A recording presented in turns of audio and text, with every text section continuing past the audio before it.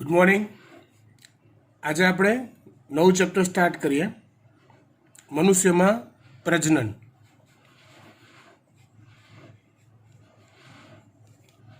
મનુષ્યમાં પ્રજનન, જેમાં સૌથી પહેલા આપણે જોઈશું નર પ્રજનન તંત્ર। સૌથી પહેલા વાત કરીએ नर प्रजनन तंत्र में।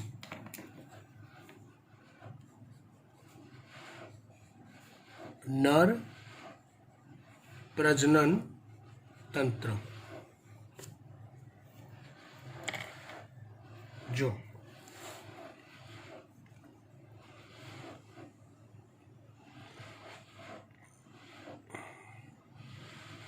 नर प्रजनन तंत्र में मुख्य प्रजनन अंग तरीके एक जोड़ शुक्रपिंड आवेला होय छे।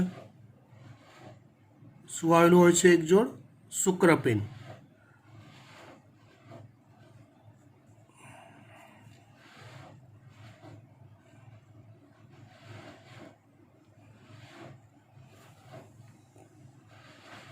પહેલા એક આકૃતિ આપણે એકવાર દોરી લઈએ, સમજી લઈએ, અને પછી नर प्रजनन तंत्र की थियरी स्टार्ट करिए।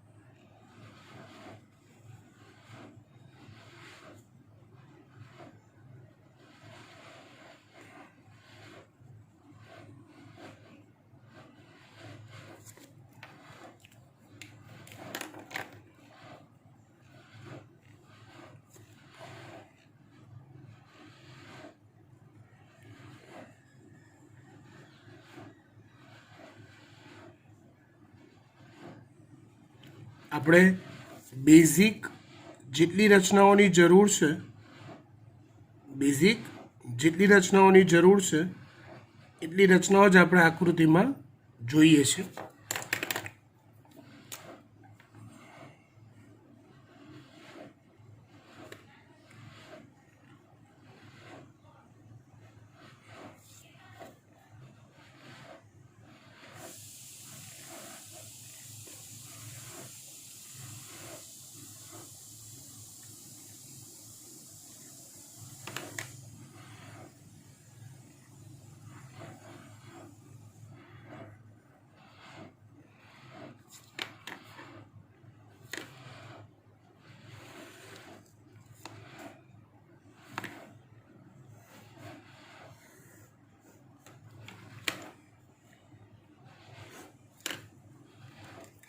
जो સૌથી પહેલા તો નર પ્રજનન તંત્રમાં મુખ્ય પ્રજનન અંગ તરીકે હોય એક જોડ શુક્રપિંડ। સૌથી પહેલા શું હોય? એક જોડ શુક્રપિંડ હોય। તો શુક્રપિંડનું સ્થાન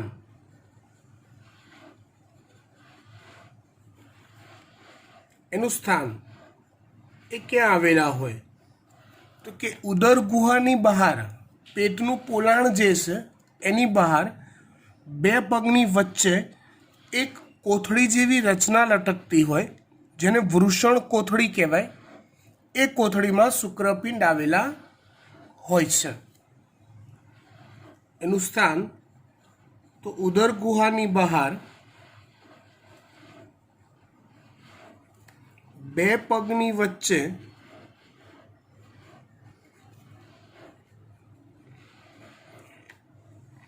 वृषण कोथड़ी में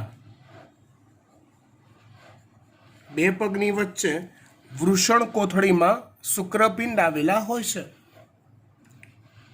શુક્રપિંડ એ ઉદર ગુહાની બહાર છે.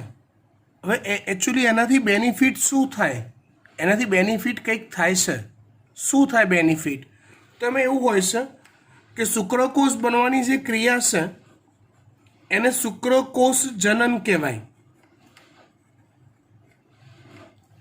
શુક્રકોષ બનવાની ક્રિયાને શુક્રકોષ જનન કહેવાય. તો શુક્રકોષ જનન માટે આશરે શરીરના તાપમાન કરતાં 2 થી 2.5 અંશ સેલ્સિયસ જેટલું નીચું તાપમાન હોવું જરૂરી છે. શુક્રકોષ જનન થવા માટે, શુક્રકોષ બનવા માટે શરીરના તાપમાન કરતાં 2 થી 2.5 અંશ સેલ્સિયસ નીચું તાપમાન હોવું અનિવાર્ય છે.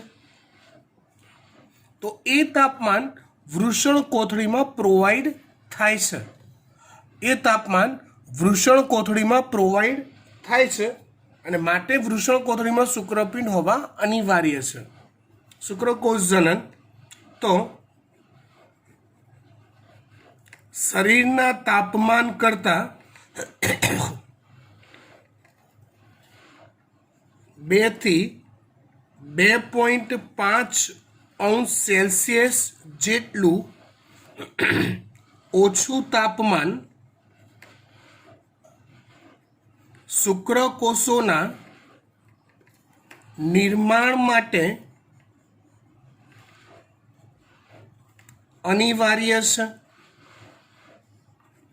અને એ ઓછું તાપમાન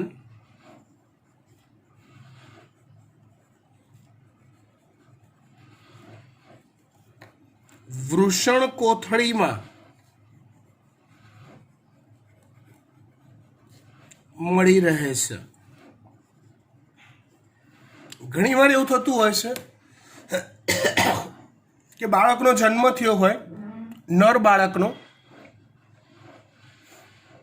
હવે એક વાત સમજો તમે ટેકનિકલી, કે જ્યારે મનુષ્યની ગર્ભાવસ્થા હોય, એક જ મિનિટ લખતા લખતા સમજાવું તો તમને વધારે લાંબો ટાઈમ યાદ રહે.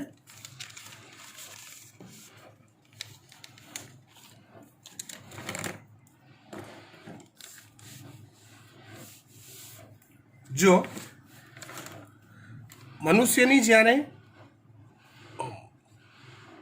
મનુષ્યનો જ્યારે ગર્ભ વિકાસ થતો હોય,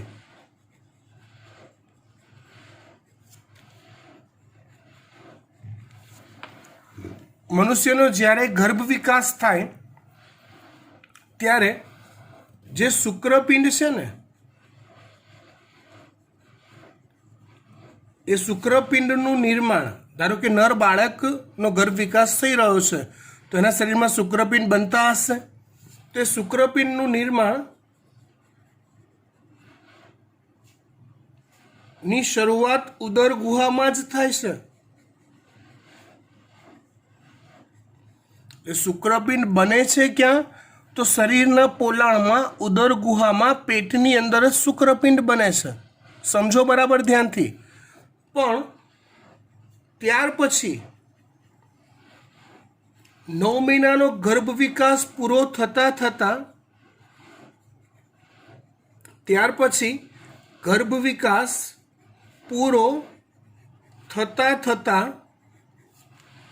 તે શુક્રપિંડ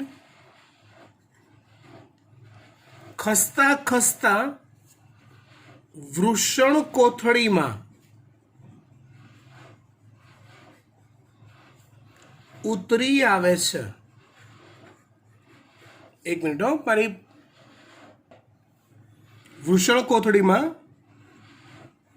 ઉતરી આવે છે. સમજવા ટ્રાય કરજો. ઉદર ગુહામાં બને ને ત્યાંથી પછી ધીમે ધીમે ખસતા ખસતા વૃષણ કોથળીમાં ઉતરી આવે.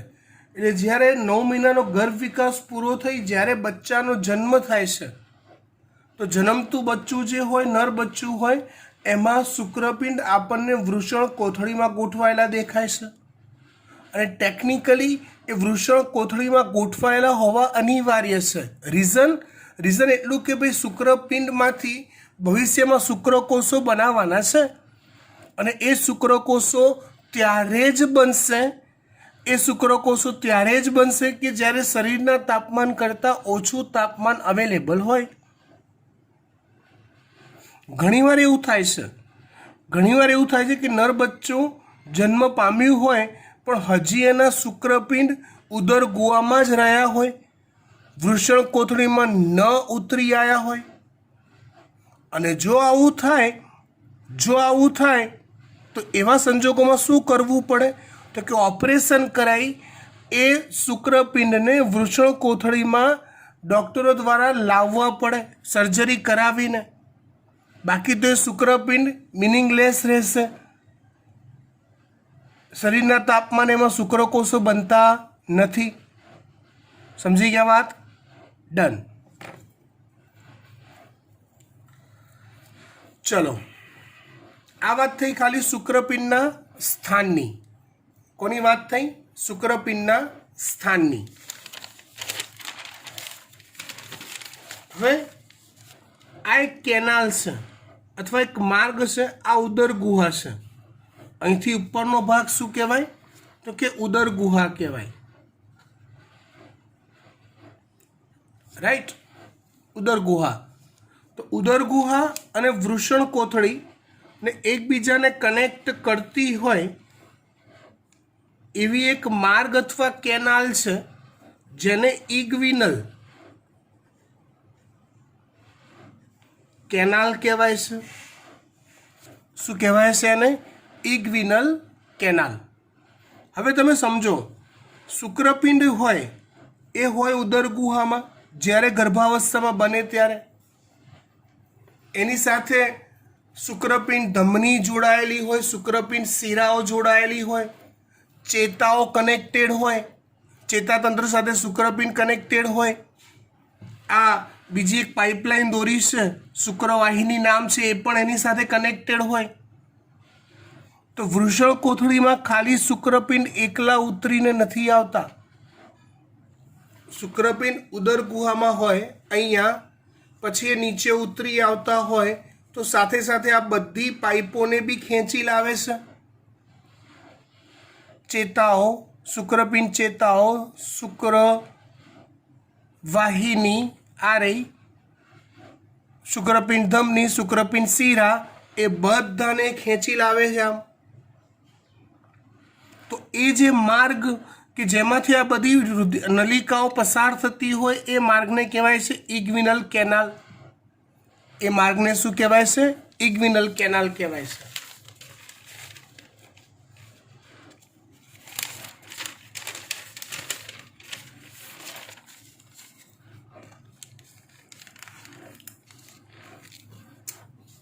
એક જ મિનિટ હો.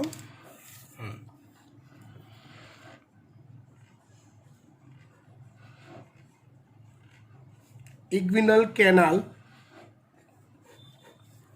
તો વૃષણ કોથળી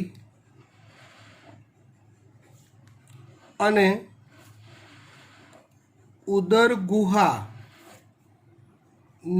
વચ્ચે આવેલો માર્ગ.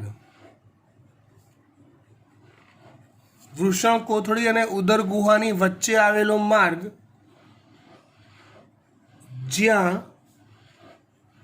શુક્રપિંડ ચેતાઓ,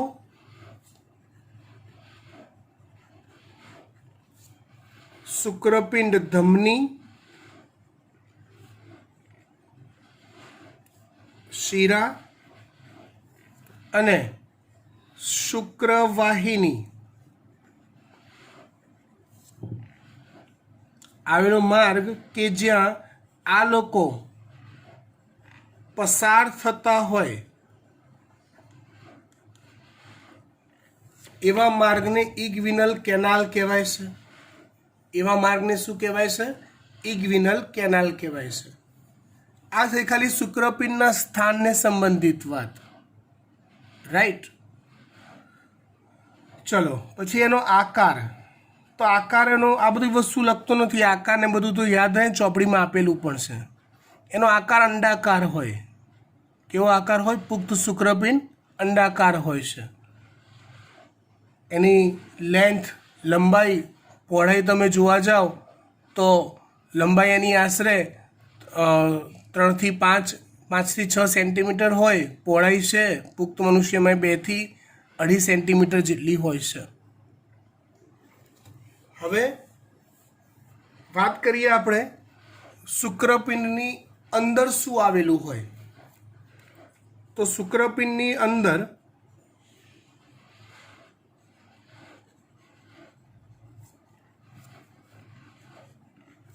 એ લગભગ 250 જેટલી ખંડિકાઓ આવેલી હોય છે. શુક્રપિંડની અંદર આશરે 250 જેટલી ખંડિકાઓ હોય અને એ પ્રત્યેક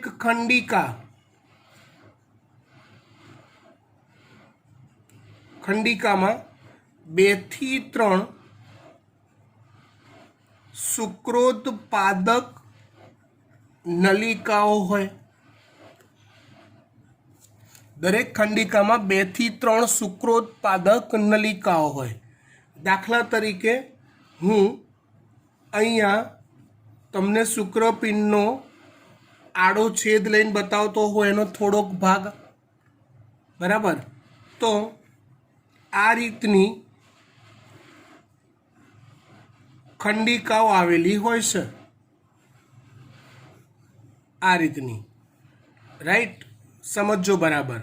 આવી એક એક ખંડિકા જે છે એને આપણે શુક્રપિંડ ખંડિકા કહીએ. આવી કેટલી ખંડિકાઓ હોય?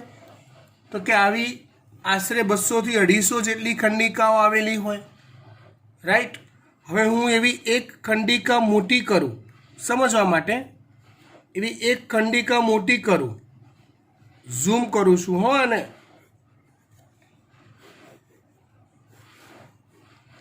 તો એવી એક ખંડિકાની અંદર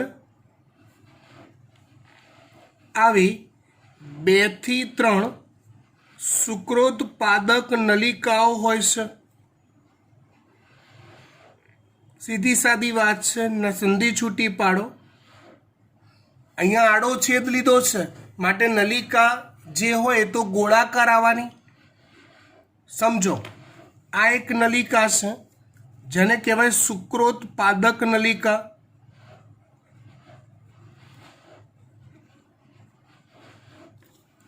શુક્રપિંડ ખંડિકા, એવી દરેક ખંડિકાની અંદર આવી 2 થી 3 શુક્રોત્પાદક નલિકાઓ આવેલી હોય. નલિકા એટલે આવી હશે નળી. સમજો, આપણે આડો છેદ લીધો માટે આવી ગોળાકાર દેખાય છે. સમજો. હવે એ શુક્રોત્પાદક નલિકામાં 2 પ્રકારના કોષો હોય છે.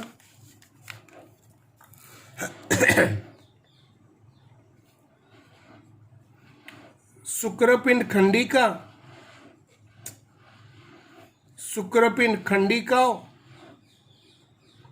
એ દરેક ખંડિકાઓમાં હોય 2 થી 3 શુક્રોત્પાદક નલિકાઓ, બરાબર. હવે એ શુક્રોત્પાદક નલિકાઓમાં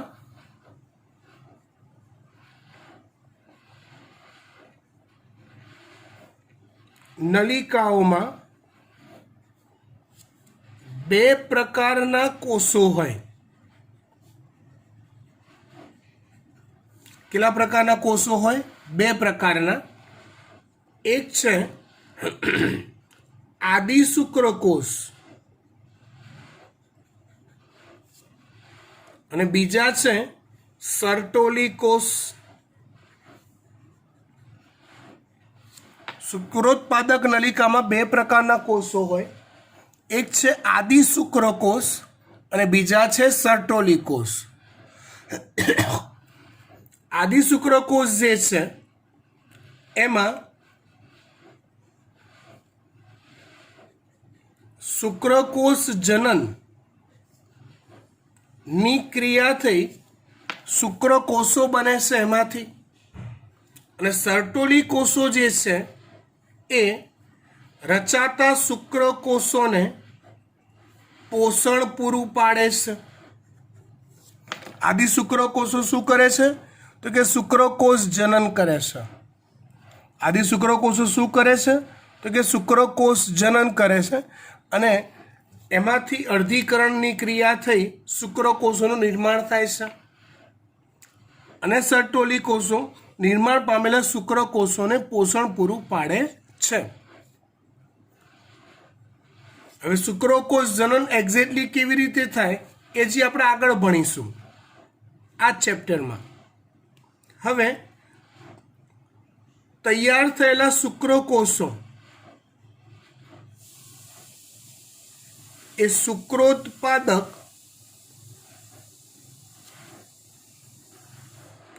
નલિકાઓના પોલાણમાં સંગ્રહ પામે છે. સૌથી પહેલા એ તૈયાર થયેલા શુક્રકોષો એ શુક્રોત્પાદક નલિકાઓનું જે પોલાણ હોય એની અંદર સંગ્રહ પામે છે. ત્યાર પછી સમજો બરાબર, આ શુક્રકોષો શુક્રોત્પાદક નલિકાઓ એમાં બે પ્રકારના કોષો કીધા, આદિ શુક્રકોષ અને સર્ટોલી કોષ. એ શુક્રકોષોનું નિર્માણ કરે જે પોલાણમાં સંગ્રહ પામે. આ ઉપરાંત એ શુક્રોત્પાદક નલિકાઓ જે છે એમની વચ્ચેની જગ્યાઓમાં આવા વિશિષ્ટ પ્રકારના કોષો હોય જેને આંતરાલીય કોષો કે લેડિંગના કોષો કહેવાય છે, જેમાંથી નર જાતીય અંતઃસ્ત્રાવો એટલે કે એન્ડ્રોજન્સ, જેમાં મુખ્યત્વે 98% જેટલો 99% જેટલો ટેસ્ટોસ્ટેરોન જ હોય, પણ એનું એક કોમન નામ આપી શકાય છે એન્ડ્રોજન્સ, એનું નિર્માણ કરે છે. એટલે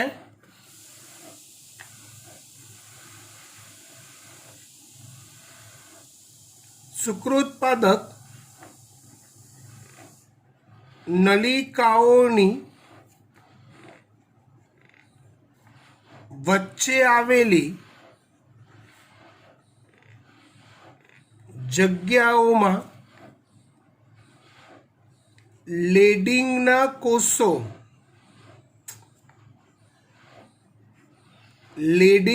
કોષો આવેલા હોય છે, જેમાંથી નર જાતીય અંતઃસ્ત્રાવો કયા? તો કે એન્ડ્રોજન્સ, જેમાં મુખ્ય કોણ હોય છે? તો કે ટેસ્ટોસ્ટેરોન નો સ્ત્રાવ થાય છે. હજી અહીંયા આપણે શુક્રપિંડમાં જ છીએ, બીજી બધી રચનાઓની ચર્ચા કરવાની હજી બાકી છે. ઓકે, ચાલો હવે જો શુક્રપિંડમાંથી શુક્રકોષો ઉત્પન્ન થાય, રાઈટ. હવે બહારની આકૃતિ પહેલા જોતા જઈએ આપણે. તો આ એક પાઇપલાઇન છે, આ જે શુક્રપિંડને વળગીને બનાવેલી છે, ચોંટીને, જેને અધિવૃષણ નલિકા કહેવાય છે.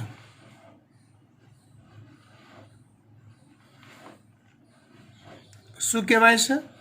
અધિવૃષણ નલિકા. ત્યાર પછી આ બ્લુ કલરની પાઇપલાઇન જે ઉપરની તરફ જઈ રહી છે ઉદર ગુહા તરફ, એ છે શુક્રવાહિની. એ છે શુક્રવાહિની. હવે પહેલા તો શુક્રપિંડમાંથી શુક્રકોષો ઉત્પન્ન થઈ શુક્રવાહિની સુધી કઈ રીતે જાય, કયા માર્ગમાં જાય, એક્ઝેક્ટ માર્ગ આપણને આવડવો અનિવાર્ય છે. સમજો બરાબર.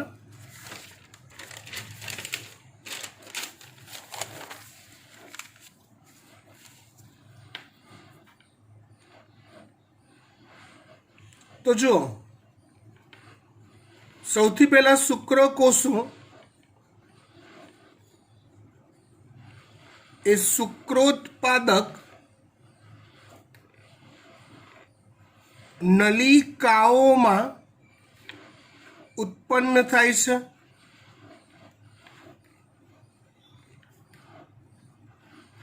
ત્યાંથી પછી તે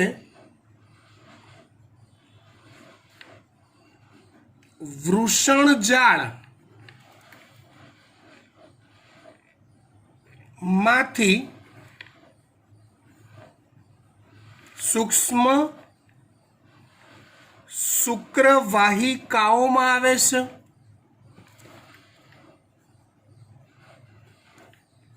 એ સૂક્ષ્મ શુક્રવાહિકાઓમાં થઈ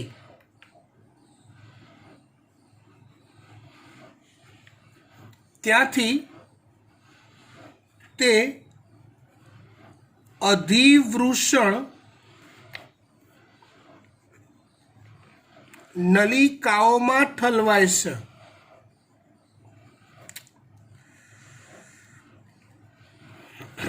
ત્યાર પછી તે અધિવૃષણ નલિકાઓમાં ઠલવાય છે. મતલબ શું થયો કે સમજો શુક્રોત્પાદક નલિકાઓમાં શુક્રકોષો બને, ત્યાંથી પછી વૃષણ જાળમાં આવે, વૃષણ જાળમાં થઈને સૂક્ષ્મ શુક્રવાહિકાઓમાં આવે અને ત્યાંથી પછી અધિવૃષણ નલિકામાં આવે. અહીંયા આકૃતિમાં દેખાય છે ખાલી શુક્રપિંડમાંથી સીધી અધિવૃષણ નલિકાઓ આરે, પણ ખરેખર શુક્રપિંડમાંથી શુક્રકોષો પહેલા વૃષણ જાળમાં, ત્યાંથી પછી શુક્રવાહિકાઓમાં અને ત્યાંથી પછી આવે છે અધિવૃષણ નલિકાઓમાં આવે છે. બરાબર. અધિવૃષણ નલિકા લાંબી અને ગૂંચળામય હોય છે. આ નલિકા કેવી હોય છે? અત્યંત લાંબી અને ગૂંચળામય. એમાંથી શુક્રકોષો અથવા એવું કહેવાય એ અધિવૃષણ નલિકામાંથી શુક્રકોષોને પસાર થતાં ઘણી વાર લાગે છે. એટલે શુક્રકોષો ત્યાં પૂરતા પરિપક્વ થવાનો પૂરો સમય લેશે. કઈ જગ્યાએ? અધિવૃષણ નલિકામાં. ત્યાંથી પછી શુક્રકોષો શુક્રવાહિનીમાં આવે છે. શુક્રવાહિની ઇગ્વિનલ કેનાલ પરથી પસાર થાય છે. ધ્યાન આપજો બરાબર. આવી શુક્રવાહિનીની એક જોડ હોય, કેમ કે શુક્રપિંડ એક જોડ હોય. એ શુક્રવાહિનીનો છેડાનો ભાગ એક ફૂલેલો હોય છે. એ ફૂલેલો ભાગ પાસે શુક્રાશય ગ્રંથિ આવેલી હોય છે.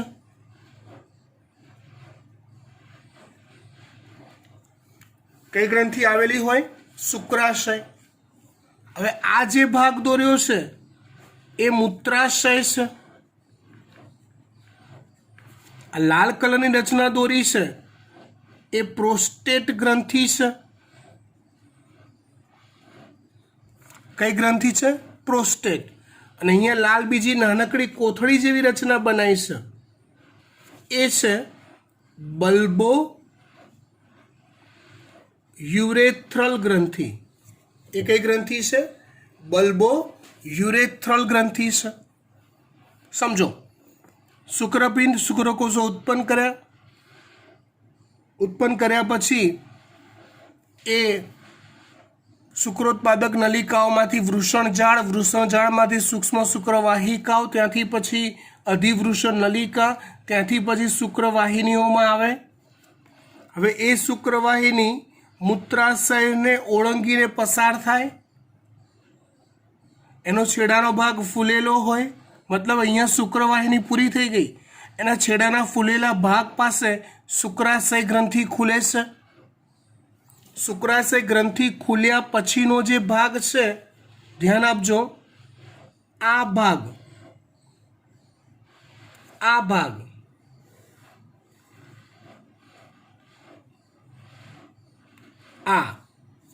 એને કહેવાય છે સ્ખલન નલિકા.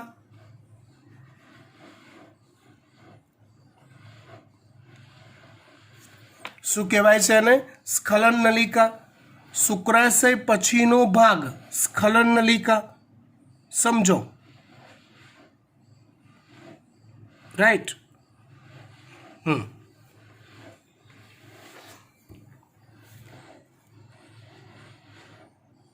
હવે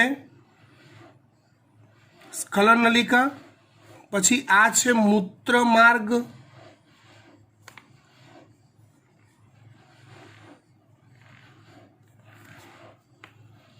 બલ્બો યુરેથ્રલ. પછી આ મૂત્ર માર્ગ ખુલે એટલે આટલો માર્ગ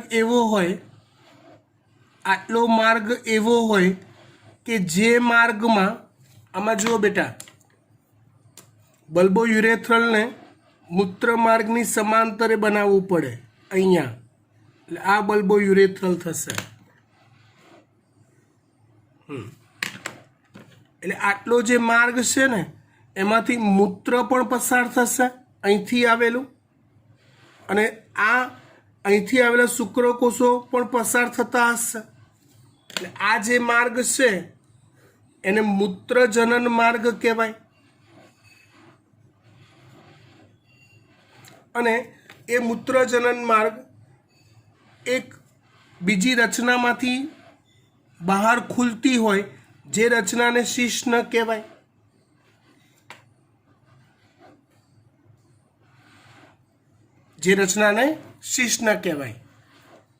હવે સમજો વાત બરાબર. શુક્રવાહિનીમાં શુક્રકોષો આવે, ત્યાર પછી એ સ્ખલન નલિકામાં આવે. સમજો, સ્ખલન નલિકામાં આવે ત્યારે શુક્રાશયનો રસ અને પ્રોસ્ટેટ ગ્રંથિનો રસ એની અંદર ભળે, જે શુક્રકોષોને જરૂરી પોષણ પૂરું પાડે, શુક્રકોષોને જીવિતતા જાળવે. અને પછી એ શુક્રકોષો વિથ શુક્રાશયનો રસ વિથ પ્રોસ્ટેટનો રસ આગળ વધે, બલ્બો યુરેથ્રલનો રસ અંદર ભળે, અને પછી એવા શુક્રકોષો શિશ્ન મારફતે શરીર બહાર નિકાલ પામે. આવું શુક્રકોષો વિથ પ્રોસ્ટેટ રસ અને શુક્રાશય રસ જે પ્રવાહી નિકાલ પામે છે એને વીર્ય કહેવાય છે. શું કહેવાય છે? એને વીર્ય કહેવાય છે. હવે આટલી વાતથી પહેલાં ડિટેલમાં લખાણ કરી દઈએ, પછી આપણે આગળ થોડી ચર્ચા કરીશું.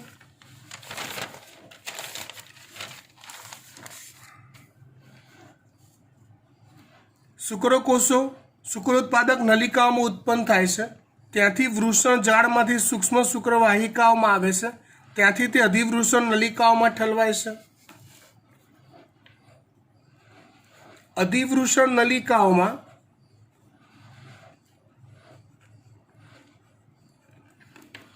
હંગામી ધોરણે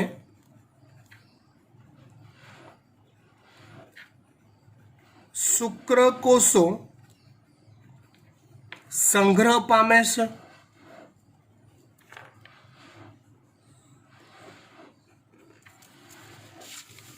પરિપક્વ થવા માટે પૂરતો ટાઈમ લેશે. ત્યાર પછી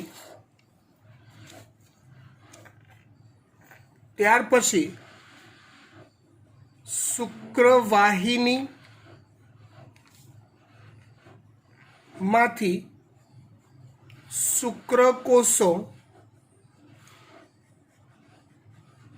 પસાર થાય છે.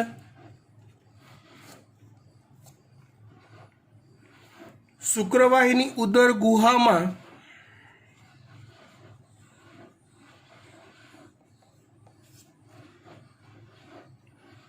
પહોંચે છે. તેમાં શુક્રાશય અને પ્રોસ્ટેટના તેમજ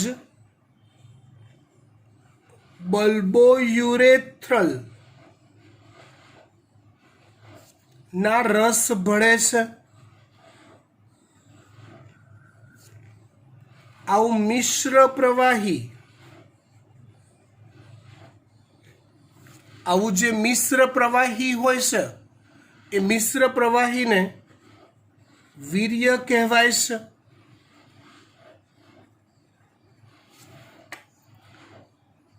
કારણ કે તમે સમજો શુક્રકોષોને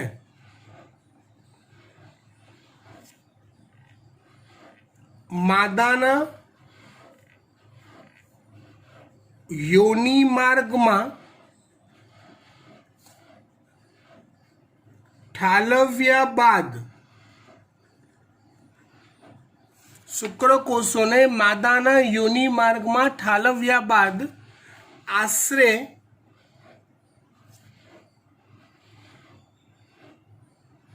ઘણું લાંબુ અંતર કાપીને અંડવાહિની સુધી પહોંચી ત્યાં રહેલા અંડકોષને ફલિત કરવાનો હોય છે.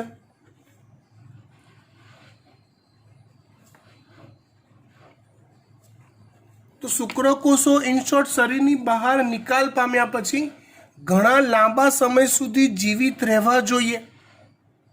તો એ જીવિતતા રહેવું અને જરૂરી પોષણ આપ્યા કરવું એના માટે આ પ્રવાહીઓના રસ શુક્રકોષ સાથે ભળવા અનિવાર્ય છે.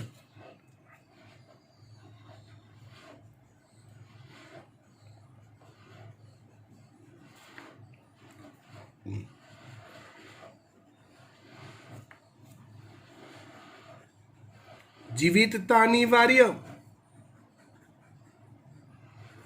પોષણ અનિવાર્ય અને માટે શુક્રાશય પ્રોસ્ટેટના રસ અનિવાર્ય છે. બલ્બોયુરેથ્રલનો જે રસ છે